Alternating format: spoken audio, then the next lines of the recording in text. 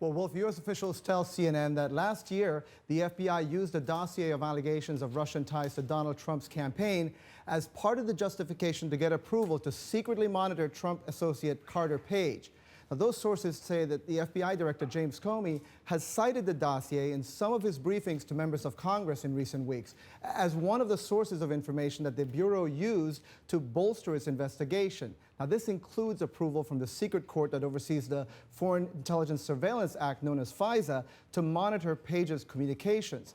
To obtain permission to target Page, the FBI and the Justice Department would have to present probable cause that he was acting as an agent of a foreign power, including possibly engaging in clandestine intelligence gathering for a foreign government. Now, Comey and other top Justice Department officials would have had to sign off on that request. Last year, Page was identified by the Trump campaign as an advisor on national security matters, though it has since said that he had limited interaction with the campaign as a volunteer. Evan, how surprising is it that this was even done?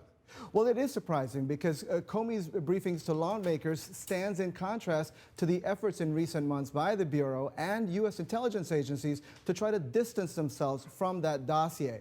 U.S. law enforcement and intelligence officials have said that U.S. investigators did their own work separate from the dossier to support the findings that Russia tried to meddle in the 2016 presidential election in favor of Donald Trump. Now, our sources say that Comey hasn't mentioned the dossier in all of these lawmaker briefings. Now, Carter Page himself would not be aware that this was going on, right? That's right. You'll recall that Page has been scrutinized before. A 2013 investigation of a Russian spy ring included descriptions of interactions that he had with one of the alleged spies. Now, Page denies that he knew they were Russian agents. And last summer, he traveled to Russia to give a speech highly critical of U.S. policy on Russia. Now, that speech actually drew the attention of the FBI, according to U.S. officials we've been talking to, raising concerns that Page perhaps was having contacts with suspected Russian operatives.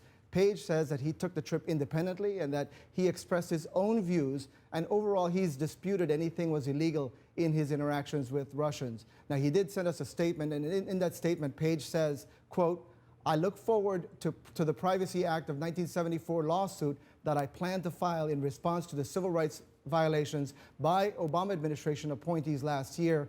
The discovery process will be of great value to the United States as our nation hears testimony from them under oath and we receive disclosure of the documents which show what exactly was done in 2016. Wolf, he's pointing to Obama administration officials that he says are pushing these Russian allegations. You know, I'm sure you'll appreciate this because if this was going on, Evan, during the election, Democrats will almost certainly complain that James Comey, the FBI director, spoke about the FBI's investigation of Hillary Clinton during the election campaign, but never spoke about this. Right, exactly. And that's actually a criticism we've heard repeatedly from Democrats, Wolf. And the explanation that Comey has given, both to lawmakers and to people he's talked to about this, is that in contrast to the Clinton investigation, which was, in his view and in the FBI's view, a done investigation, wrapped up, finished.